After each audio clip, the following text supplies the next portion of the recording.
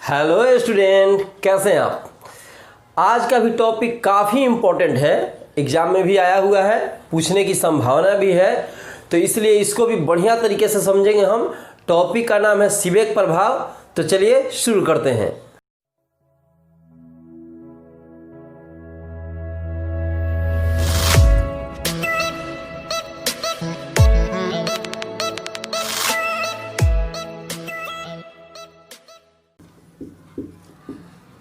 Seebeck प्रभाव,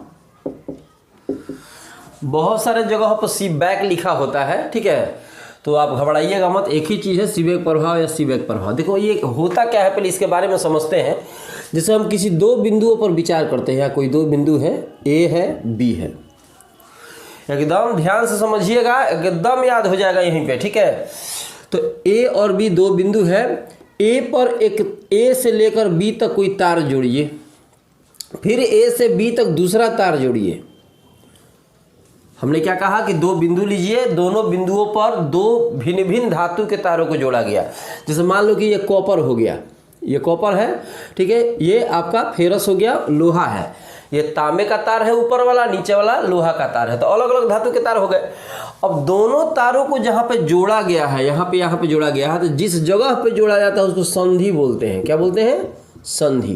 तो ये पहली संधि है यहाँ पे, और यहाँ पर भी जोड़ा गया है, तो ये हो जाएगा दूसरी संधि, ये संधि नंबर 2।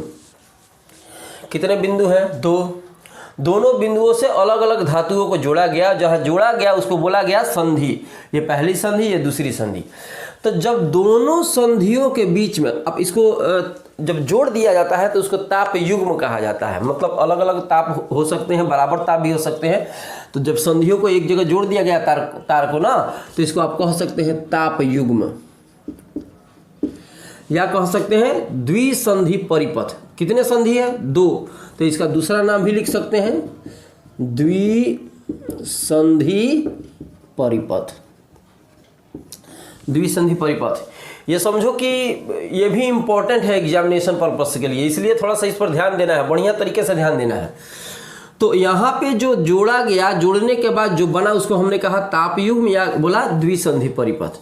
तो जब ताप दोनों संधियों का बराबर हो, समझो कि ए पर अगर T1 टेम्परेचर है और बी पर T2 टेम्परेचर है, माने ए का ताप T1, बी का ताप क्या है? T2 है, और दोनों क्या है? एक दूसरे के बराबर है। अगर T1 के बराबर T2 है तो इसमें किसी प्रकार का करंट का प्रवाह नहीं होगा, किसी प्रकार का करंट नहीं बहेगा, क्योंकि टेम्परेचर जब बराबर हो जाएगा, इस कंडीशन में विद्युत वाहक बल, या यूं कहिए ताप विद्युत वाहक बल, क्योंकि ताप के चलते विद्युत वाहक बल उत्पन्न हो रहा है। यहाँ टेम्परेचर है, तो ताप के चलते जो विद्युत वाहक बल उत्पन्न होता है उसको बोलते हैं ताप विद्युत वाहक बल। और जब तक विद्युत वाहक बल उत्पन्न नहीं होगा तब तक विद्युत धारा बहेगी नहीं। मतलब विद्युत वाहक बल उत्पन्न होगा तब विद्युत धारा बहेगी। तो ताप विद्युत वाहक, ताप के चलते जो विद्युत वाहक बल उत्पन्न हुआ उसको हमने कहा ताप विद्युत वाहक बल।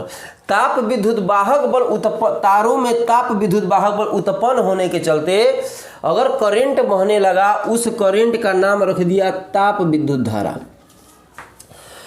तो इसमें अगर टेम्परेचर बराबर हो, यहाँ का ताप आपस में एक दूसरे के बराबर हो, तो उस अवस्था में किसी प्रकार का विद्युत वाहक बल का उत्पन्न नहीं होता है, और जब विद्युत वाहक बल उत्पन्न नहीं होगा तो धारा भी नहीं बहेगी। मतलब ये इसका मान भी 0, T1 बराबर T2 की स्थिति में, और जब ये 0 हो गया तो ये भी 0 होगा, किसी प्रकार का करंट का प्रवाह नहीं होगा, धारा नहीं बहेगी। तो क्या होना चाहिए? तापांतर होना चाहिए। तापांतर माने ताप का अंतर होना चाहिए, या तो T1 ग्रेटर देन T2 हो, माने T1 का ताप T2 से ज़्यादा हो, या हो जाए T1 लेस देन T2 हो। इसका मतलब T1 जो इधर का टेम्परेचर है इसकी तुलना में कम हो जाए। ये दोनों अवस्थाओं में ताप में अंतर आ जाएगा, ठीक है। तो इस अवस्था में विद्युत वाहक बल उत्पन्न होगा, और जब विद्युत वाहक बल उत्पन्न होगा, ये लेकिन विद्युत वाहक बल जो उत्पन्न होता है काफ़ी अल्प होता है, बहुत छोटा, मतलब माइक्रोन कोटि का यहाँ पे ताप उत्पन्न होता है। तो जो बहुत अल्प ताप उत्पन्न होगा उसके चलते करंट बहने लगेगा, और जब करंट बहने लगेगा, ठीक है, तो उसी करंट का नाम रख दिया ताप विद्युत वाहक बल। और यही जो प्रभाव हम इतना प्रभाव समझे हैं, इसी प्रभाव का नाम है सीबेक प्रभाव। तो छोटा सा अगर कह दिया जाए कि सीबेक प्रभाव क्या है, तो संधियों में तापांतर के चलते, तापांतर माने ताप का अंतर, ताप में अंतर हो रहा है, तो अब संधियों में तापांतर के चलते जो परिपथ में धारा का प्रवाह होता है, इस प्रभाव को हम सीबेक प्रभाव कहते हैं। संधियों में जो ताप का अंतर हो रहा है, इसी ताप के चलते जो करंट बहेगा, तार में जो करंट बहेगा, उसी का प्रभाव का नाम हो गया सीबेक प्रभाव। अब इसको अच्छा तरीके से हम समझ सकते हैं, इसमें गैल्वेनोमीटर भी रख कर देखा जा सकता है। जैसे मान लो कि यहाँ पे इस प्रकार से चित्र बना सकते हैं आप। इसमें क्या करेंगे कि एक गैल्वेनोमीटर यहाँ जोड़ देंगे, ताकि हम लोग को पता लगता रहे कि करंट इसमें बह रहा है कि नहीं बह रहा है। तो जब इस संधि और इस संधि, गैल्वेनोमीटर जी हो गया, इसमें एक सुई लगी होती है। जब भी करंट का बहाव होता है, तो करंट के बहाव होने के चलते सुई में क्या होता है, कंपन होता है, और सुई में कंपन होगा तो पता चलेगा कि इससे करंट होकर बह रहा है। तो जब करते क्या है कि तापांतर कर देते हैं, तो करंट का फ्लो होने लगता है, क्योंकि देखा जाता है कि गैल्वेनोमीटर की सुई जो होती है वो कांपने लगती है, ठीक है, करंट बहना चालू हो जाता है। जब दोनों तापों को अंतर परिवर्तित कर दिया जाता है, दोनों तापों को जब अंतः परिवर्तित कर देंगे, तो गैल्वेनोमीटर की सुई जो थी, अगर विक्षेप इस प्रकार से हो रहा था, तो अब विक्षेप विपरीत दिशा में होने लगा। मतलब प्रवाह भी डिपेंड करता है ताप के ऊपर। ताप बढ़ेगा कि ताप घटेगा, उसके ऊपर धारा का प्रवाह निर्भर करता है कि टेम्परेचर बढ़ाइएगा तो क्या होगा, टेम्परेचर घटाइएगा तो क्या होगा। तो ये तो आप समझ गए होंगे कि सीबेक प्रभाव क्या है। तो आप चाहे तो लिख भी सकते हैं कि संधियों के बीच, या ऐसे कहो ताप युग्मों के बीच तापांतर के चलते जो परिपथ में धारा बहती है, वह प्रभाव सीबेक प्रभाव कहलाता है। अब चाहे तो इस प्रकार से आप चित्र बना सकते हैं, उसको समझाने के लिए, समझने के लिए, ठीक है। अब हम इसको बताते हैं कि ताप बढ़ने से या ताप पर विद्युत वाहक बल पर क्या प्रभाव पड़ता है। माने यहाँ पे हमने क्या कहा कि टेम्परेचर जब बढ़ेगा तो करंट का प्रवाह होना चालू हो गया, ठीक है। और अभी कहा कि जो ये अंतः परिवर्तित करने पर इसका जो दिशा होगी वो विपरीत हो गई। तो किस प्रकार से विपरीत हो गई, कैसे उल्टा हो गया, इसके बारे में हम समझेंगे, ठीक है। तो पहले इसको मिटा दें हम, चलिए इसको मिटाते हैं। माने खाली समझो कि क्या तापांतर होगा तो करंट बहेगा, यही सीबेक प्रभाव है, इसी को समझना है। अब समझेंगे कि किस प्रकार से ताप के बढ़ने घटने से विद्युत वाहक बल पर प्रभाव पड़ लिया है, ठीक है। तो यहाँ देखो, मान लो कि यहाँ तेल ले लिए, कौन सा तेल ले लिया, कड़ुआ तेल, तो कोई तेल ले लो जो थोड़ा सा गर्म हो। यहाँ पे मान लीजिए कि यहाँ तेल ले लिया इस तरीके से। अब तेल ले लिया, तेल में एक थर्मामीटर इस तरह से लगा दीजिए, ये तेल है, एक थर्मामीटर लगा दिया हमने, यहाँ पे लिख देते हैं थर्मामीटर, थर्मामीटर, ठीक है। अब यहाँ पे एक दूसरा पात्र हमने ले लिया इस तरीके से, ये दूसरा एक पात्र ले लिया, इसमें बर्फ रख दीजिए, बर्फ रख दिया हमने, ठीक है। अब क्या करेंगे, ताप युग्मों को दोनों से कनेक्ट करेंगे, दोनों से जोड़ेंगे। ताप युग्म इसमें जोड़ा जाए। अब ताप युग्म हम बनाए हुए थे, अभी ये हो जाएगा लोहा, और ऊपर वाला को हम क्या कर देंगे, तांबा कर देंगे। यहाँ गैल्वेनोमीटर था, अरे चित्र ऐसा बनाया था, एक ही चीज़ है, ठीक है। तो तारे यहाँ पे जोड़ा गया है ना, तो तापयुग्म हो गया। अब यहाँ से लाकर यहाँ पे इस प्रकार से जोड़ दिया, ठीक है। एक छोर जो है, पहली संधि को तेल में रखा, दूसरी संधि को कहाँ रखा, बर्फ में रखा। यहाँ क्या जोड़ा है, गैल्वेनोमीटर, यहाँ ये क्या है, कॉपर है, ये फेरस है, ठीक है, लोहा है। अब क्या करते हैं कि जब इस अवस्था में छोड़ देते हैं, मैंने खाली यहाँ पे तेल में इसको डाल के छोड़ दिया, इसको बर्फ में डाल के छोड़ दिया, तो देखा जाता है कि गैल्वेनोमीटर की सुई में किसी प्रकार का विक्षेप नहीं होता है। इसका मतलब किसी प्रकार का इसमें करंट नहीं बहेगा। जो इसके पहले जो कंडीशन समझाया था वही कंडीशन है, लेकिन अभी हम क्या बता रहे हैं कि ताप बढ़ता है तो बढ़ते जाएगा, तब क्या करंट के प्रवाह में, करंट की दिशा में कोई फर्क पड़ेगा कि नहीं पड़ेगा, ये हम बता रहे हैं यहाँ पे। तो अभी हमने क्या कहा कि एक पात्र लिया, पात्र में क्या भरा, तेल भर दिया, फिर उसके बाद इसमें क्या लगा दिया, एक थर्मामीटर लगा दिया, दूसरे पात्र में क्या रखा, बर्फ रखा, उसके बाद दो तारों को लिया, एक कॉपर का एक फेरस का, मैंने कहो कि एक तांबा का एक लोहा का, दोनों तारों को पहले संधि बना लिया, मैंने जोड़ लिया, और जोड़ने के बाद एगो छोर तेल में डालो और एगो छोर बर्फ में डाल दो। तब देखा जाता है कि किसी प्रकार का करंट का प्रवाह नहीं हो रहा है। अब क्या करते हैं इसमें, यहाँ से अब आग जलाइए। तो जब आग तुम जलाएगा, आग तुम लहकाएगा, तो पता चलेगा कि तेल खोलना चालू हो गया। ठीक है, मैंने तेल का टेम्परेचर बढ़ेगा।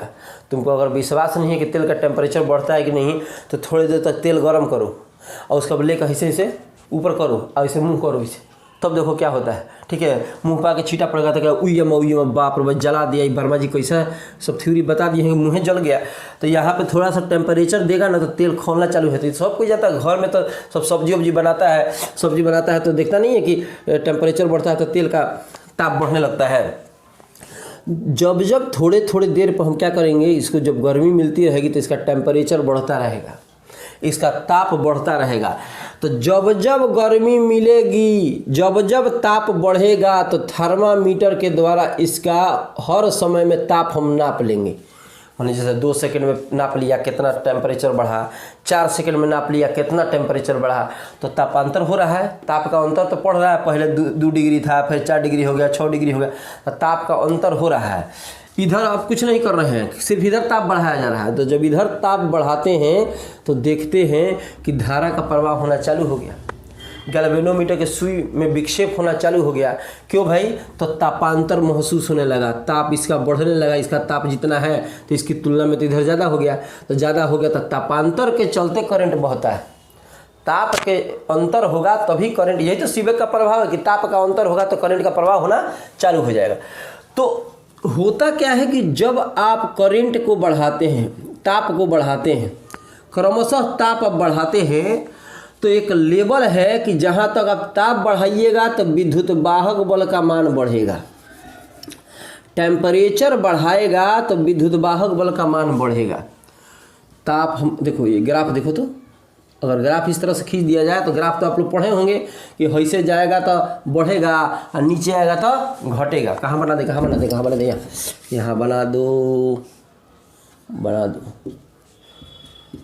ठीक है, अब यहाँ से मान लो कि हम ताप बढ़ा रहे हैं, ताप बढ़ाएंगे तो ये विद्युत वाहक बल बढ़ा, तो एक ताप बढ़ाते बढ़ाते एक ऐसा लेवल आएगा जहाँ पर विद्युत वाहक बल महत्तम हो जाएगा, महत्तम एकदम मैक्सिमम। वो ईंट लेकर पत्थर लेकर फेंक दिया ऊपर, तो ऐसा थोड़ी चलते चल जाएगा, चलते चल जाएगा, ब्रह्मांड के उस पर चल जाएगा।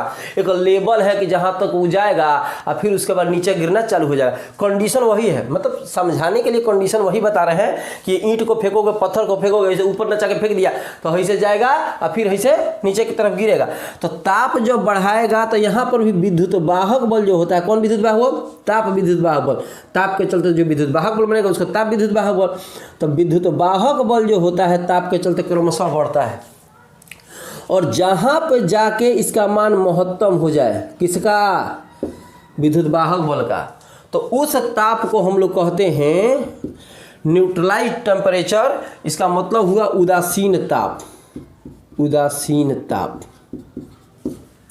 समझो। ठीक है, ताप बढ़ाते हैं, क्रमशः ताप बढ़ाएंगे, इसमें यहाँ से बढ़ा रहे हैं तो विद्युत वाहक बल जो हो रहा है इसमें ताप विद्युत वाहक बल, ताप के चलते जो विद्युत वाहक बल बन रहा है वो क्रमशः उसका मान बढ़ता जाएगा और कुछ समय के बाद एक लेवल तक जाएगा, मतलब महत्तम बिंदु तक जाएगा विद्युत वाहक बल का मान। तो जहाँ महत्तम बिंदु तक चला गया वहाँ तक जो टेम्परेचर तुम बढ़ाया था, ताप बढ़ाया था, उस ताप का नाम क्या हो गया, उदासीन ताप, माने वो एकदम मैक्सिमम लेवल पर तक पहुँच गया। और फिर टेम्परेचर देंगे, ये महत्तम तक आ गया इसका मान, और फिर टेम्परेचर दे रहा है, तो टेम्परेचर दे रहा है तो अब क्या होगा, विद्युत वाहक बल घटना चालू हो गया। मैंने पहले तेल में पूड़ी डाल दिया, अब तेल को खौला रहा है, अब पूड़ी डाल दिया तो पहले पूड़ी क्या होगा, फूलना चालू होगा, फूलना चालू होगा, महत्तम लेवल तक फूलेगा और उसके बाद अब टेम्परेचर बढ़ाते चलेगा तो पूड़ी क्या होगा, काला होकर करियक्का पूड़ी बन जाएगा। काहे भाई, तो जो फूला था वो अब फट गया, अब पुचुकना चालू हो गया। पूड़ी को अब तुम चलाते जाएगा तो वो फूलले रहेगा कि पचकेगा। तो कंडीशन वही सेम है कि यहाँ पे ताप दे रहा है तो एक लेवल तक जाकर और उसका विद्युत वाहक बल बढ़ गया। अब टेम्परेचर बढ़ाएगा तो पुड़िया वाला हाल है, अब टेम्परेचर बढ़ाया तो पुड़िया फूटेगा, पचकना चालू हो जाएगा। तो अभी उसी तरह से है कि टेम्परेचर बढ़ाएगा तो होगा क्या कि यहाँ से विद्युत वाहक बल घटना चालू हो जाएगा। घटते आ गया 0 तक, चालू हुआ था यहाँ से, फिर आ गया 0 तक। तो यहाँ से यहाँ तक जब 0 तक आ गया, अब तो एक लेवल आ गया 0 तक आ गया। अब फिर टेम्परेचर तुम बढ़ा रहा है, माने पूरी फूला, फिर तुम क्या किया, खोलाते गया तो पूरी फूट गया। अब फूट के क्या हो गया, पुचुक गए। ठीक है, तो यहाँ से क्या हो गया कि हम यहाँ से यहाँ चलेंगे और यहाँ से यहाँ पूरी का सिस्टम है एकदम कि यहाँ से यहाँ चलेंगे तो पहले क्या हो गया कि फूल रहा है, इसका मतलब हुआ कि महत्तम बिंदु तक गया है। अब जब टेम्परेचर देगा तो ये पचकना चालू हो गया, इसका मतलब हुआ कि ये न्यूनतम बिंदु तक आ गया, 0 तक आ गया। अब क्या, तो सर 0 तक आ गया, अब क्या, तो अब जब टेम्परेचर देगा तो हो गया क्या कि उल्टा सिस्टम पकड़ेगा ये अपना, इसका मतलब कि धारा विपरीत दिशा में बहना चालू हो जाएगी। ठीक है, तो जब जिस ताप, यहाँ तो 0 हो गया, वह ताप जहाँ से चाहे जिसके बाद चाहे जिस ताप पर धारा का प्रवाह उल्टा हो जाए उसको कहते हैं उत्क्रमित ताप। माने वैसा ताप जो उसका जो धारा का प्रवाह सीधा दिशा में था उसको उल्टा दिशा में कर दिया, उसको कहते हैं उत्क्रमित ताप। माने पहले बहेगा करंट अगर इस प्रकार से, तो फिर अगर मैक्सिमम टेम्परेचर का 0 जब विद्युत वाहक बल हो जाएगा उसके बाद तुम टेम्परेचर दिया कि करंट का प्रवाह उल्टा सिस्टम में आना चालू हो जाएगा। तो इसका मतलब कि ताप का प्रभाव पड़ रहा है, पहले ताप के चलते विद्युत वाहक बल बढ़ रहा है, फिर उसके बाद एक मैक्सिमम लेवल पर जाकर घट के 0 हो गया। अब जब टेम्परेचर देगा तो उल्टा दिशा में चालू हो जाएगा। ठीक है, तो उसको हम लोग क्या कहेंगे, उत्क्रमित ताप कहेंगे। तो ये तो हमको लगता है कि सीबेक का प्रभाव समझ में आ गया होगा। लैंग्वेज लिखना होगा तो आप लिख सकते हैं कि एक पात्र लेते हैं, इसमें तेल रखते हैं, एक थर्मामीटर उसमें लगाते हैं, और दूसरा एक पात्र लेते हैं उसमें बर्फ लेते हैं, और एक तार, लोहे का तार, एक तांबे का तार लेकर चित्रानुसार उसे सजा देते हैं। तांबे के तार में एक गैल्वेनोमीटर होता है। अब क्या करते हैं कि क्रमशः धीरे धीरे तेल का टेम्परेचर हम बढ़ाते हैं। तो जब तेल का टेम्परेचर बढ़ाएंगे और उसको क्या करते हैं, क्रमशः मापते भी जाते हैं थर्मामीटर से और नोट करते जाते हैं, तो देखा जाता है कि गैल्वेनोमीटर के सुई में विक्षेप होता, मतलब कहिए कि करंट का प्रवाह होना चालू हो जाता है, क्योंकि इसमें अल्पतः विद्युत वाहक बल, ताप विद्युत वाहक बल क्रमशः बढ़ना चालू होता है। जब महत्तम लेवल तक जाता है विद्युत वाहक बल, कुछ समय के बाद महत्तम लेवल तक जाता है, तो वह ताप जिसके चलते वो महत्तम लेवल तक जाता है, महत्तम स्तर तक जाता है, उस ताप को उदासीन ताप कहते हैं। उदासीन ताप के बाद जब उसमें गर्मी और दिया जाता है तो विद्युत वाहक बल घटना चालू होगा और हो जाएगा कहाँ तक, 0 डिग्री, माने 0 डिग्री कह रहा है, 0 हो जाएगा। अब 0 के बाद फिर तुम टेम्परेचर देगा तो जो प्रक्रिया सीधी दिशा में थी वो प्रक्रिया उल्टी दिशा में हो जाएगी। तो जहाँ से ताप देने के बाद प्रक्रिया उल्टी दिशा में चालू हो जाए उस ताप को हम कहते हैं उत्क्रमित ताप। समझ रहे ना, और धारा का प्रवाह विपरीत दिशा में होने लगता है। मुझे लगता है पूरी तरह समझ में आ गया होगा।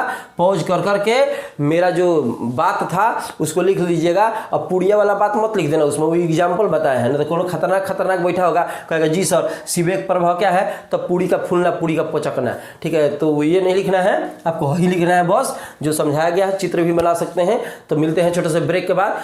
पढ़ते रहिए, क्योंकि जो अब वीडियो अपलोड हो रहा है वो एग्जामिनेशन के पर्पज से काफ़ी इंपॉर्टेंट है। तो इसको बार बार देखिए, अगर दिक्कत होती है तो उसके बाद मैसेज करिए, कमेंट करिए, उसको फिर से समझाया जाएगा। मिलते हैं छोटे से ब्रेक के बाद।